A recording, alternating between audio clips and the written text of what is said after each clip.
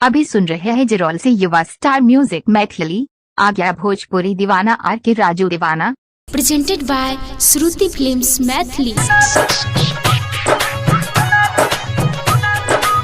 Shiv Manmohan recording studio Delhi.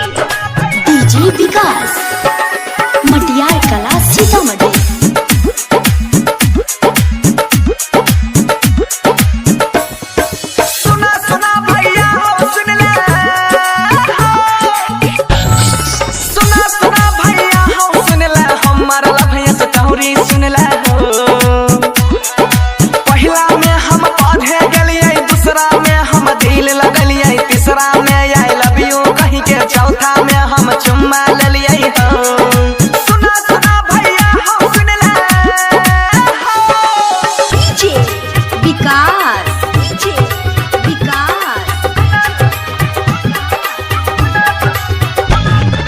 मटियार कला सीतामढ़ी। मटियार कला सीतामढ़ी।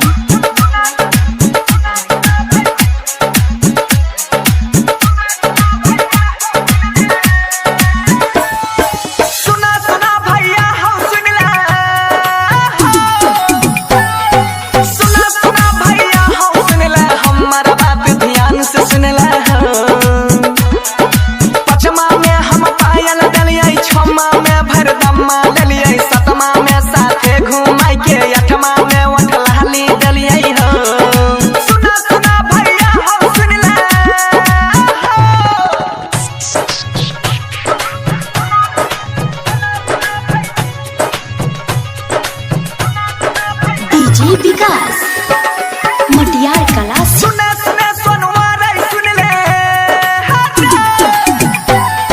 सुने सुने अंकित रही सुन ले बंसी धर के दहरद सुन ले रे।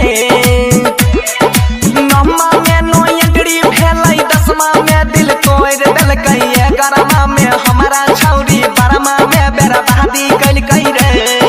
सुने सुने मानिस रे सुन ले एकरा खातिर हमर बीए बर्बाद भाई। अरे बरगाई तो भारी समस्या है।